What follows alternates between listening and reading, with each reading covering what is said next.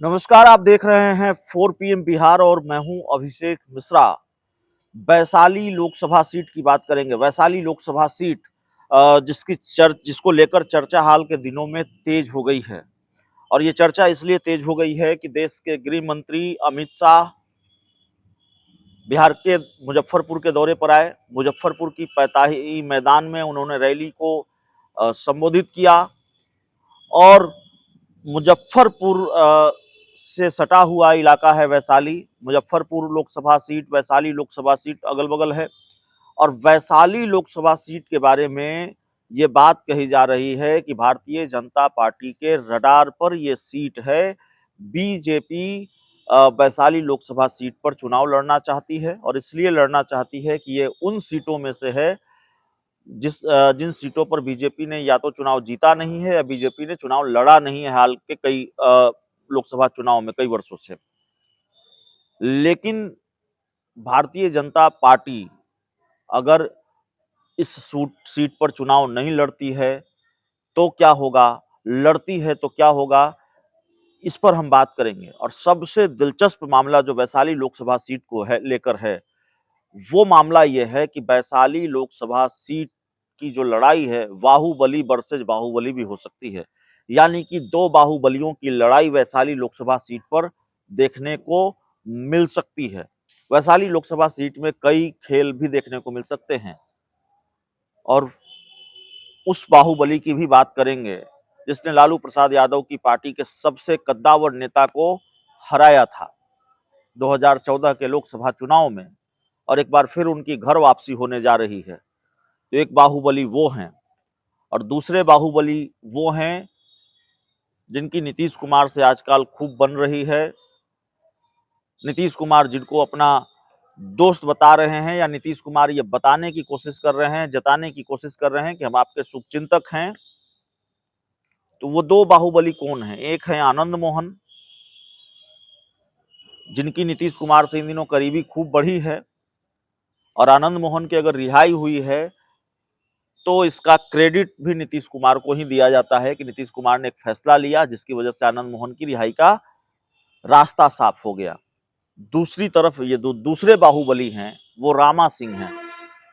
रामा सिंह की हम बात कर रहे हैं। रामा सिंह 2014 में सांसद चुने गए थे वैशाली लोकसभा सीट पर और वैशाली लोकसभा सीट से उन्होंने लालू यादव की पार्टी के सबसे कद्दावर नेता रघुवंश प्रसाद सिंह, जो अब इस दुनिया में नहीं है, उनको हराया था 2014 में।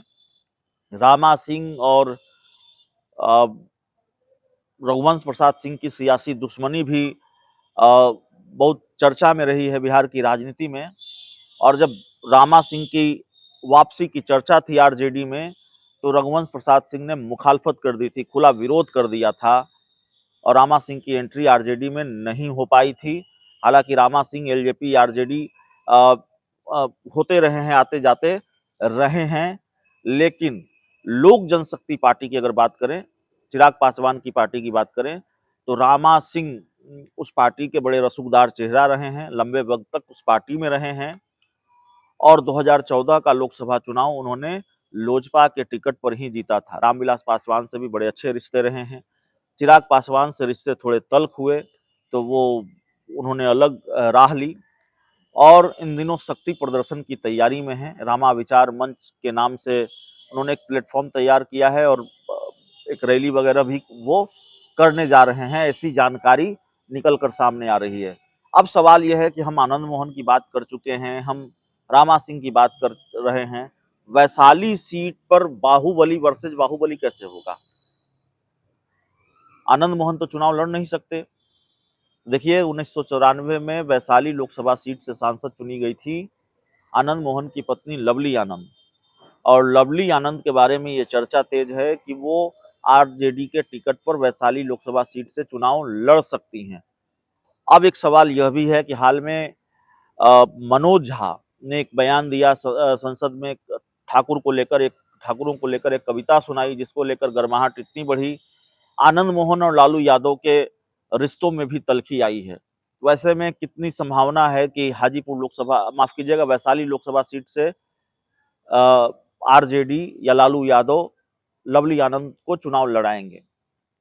लेकिन लवली आनंद के वैशाली लोकसभा सीट से चुनाव लड़ने की संभावना इसलिए भी है क्योंकि नीतीश कुमार और आनंद मोहन के बीच के जो रिश्ते हैं वो बड़े बेहतर दिखते हैं। दोनों के बीच की केमिस्ट्री बहुत बेहतर दिख रही है। नीतीश कुमार आनंद मोहन का शुभचिंतक खुद को बताते हैं और एक कार्यक्रम के दौरान नीतीश कुमार ने यहाँ तक कह दिया कि लालू यादव के मना करने के बाद भी हमने एक वक्त पर आपकी मदद की थी, हमने आनंद मोहन की मदद की थी। तो बहुत हद तक संभव है कि वो जेडीयू के टिकट पर लवली आनंद चुनाव लड़ सकती हैं, इसकी संभावना है।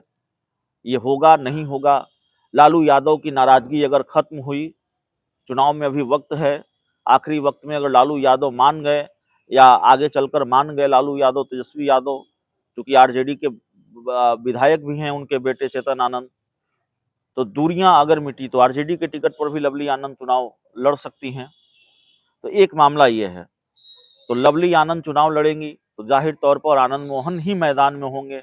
आनंद मोहन लवली आनंद के लिए प्रचार करेंगे। आनंद मोहन इन दिनों काफी सक्रिय हैं और लवली आनंद के लिए जमीन मजबूत करने में जुटे हुए ऐसा भी माना जा रहा है।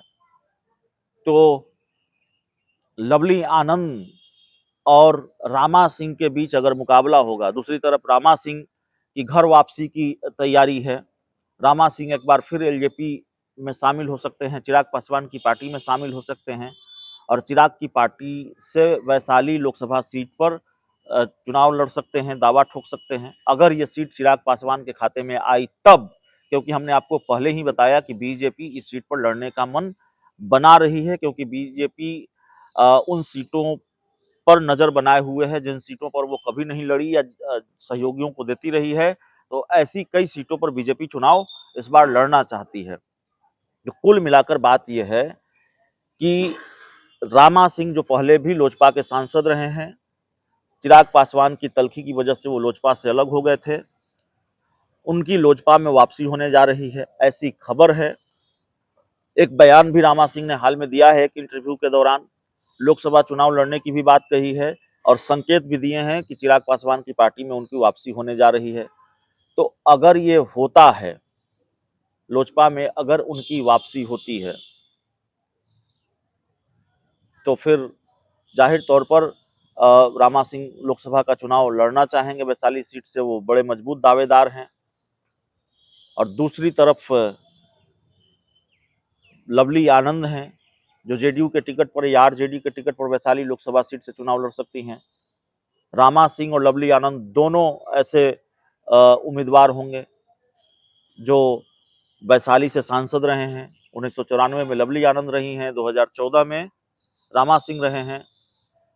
तो ये लड़ाई अगर हुई आनंद जेडीयू के टिकट पर, अगर लवली आनंद ने चुनाव लड़ा और चिराग पासवान की पार्टी के टिकट पर, लोजपा के टिकट पर अगर रामा सिंह ने चुनाव लड़ा, तो ये लड़ाई आनंद मोहन वर्सेज रामा सिंह होगी। दो बाहुबलियों की लड़ाई इस तरह से होगी।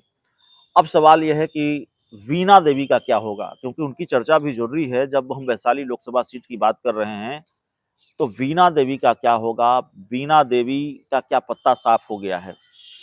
ऐसा लगता है कि वीणा देवी का पत्ता साफ हो गया है। जो रही सही उम्मीद थी वो भी अब टूटती हुई दिखाई दे रही है। क्योंकि एक तो जब ये चर्चा चलने लगी कि लगातार वो चिराग पासवान से मिल रही हैं और चिराग पासवान के पाले में जा सकती हैं, उनकी पार्टी में जा सकती हैं, पशुपति पारस को झटका दे सकती हैं और चिराग की पार्टी से ही वैशाली लोकसभा सीट पर वो चुनाव लड़ेंगी। लेकिन चिराग पासवान ने बहुत भाव नहीं दिया है या बहुत दिलचस्पी नहीं दिखाई है वीणा देवी में। तो चिराग पासवान टिकट नहीं देने जा रहे हैं वैशाली लोकसभा सीट से। और चिराग पासवान की नाराजगी जो है शायद खत्म नहीं हुई है वीणा देवी से, क्योंकि जब पशुपति पारस 5 सांसदों को लेकर अलग हो गए तो चिराग को झटका देने वाले 5 सांसदों में वीणा देवी भी थी।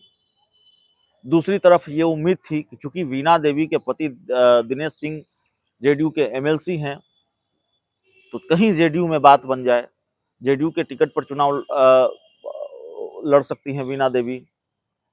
लेकिन इसकी गुंजाइश इसलिए खत्म नजर आ रही है क्योंकि हमने आपको बताया कि लवली आनंद के बारे में चर्चा तेज हो गई है कि वो जेडीयू के टिकट पर चुनाव लड़ सकती हैं अगर आरजेडी से बात नहीं बनी तो कुल मिलाकर अभी मौजूदा वक्त में देखिए राजनीति है, चुनावी गणित की बात करते हैं, चुनावी समीकरण की बात करते हैं, सीटों को लेकर जो संभावित चीजें हैं, सीटों को लेकर जो संभावना है किसी लोकसभा सीट को लेकर, उस पर अगर बात करते हैं तो फिर ये स्थिति और परिस्थिति बदलती रहती है। और लोकसभा जैसे बड़े चुनाव की अगर हम बात करें तो अभी जो मौजूदा स्थिति है उस पर हमने बात की है और अभी का गणित यही है। फिलहाल इस रिपोर्ट में इतना ही। बहुत बहुत धन्यवाद।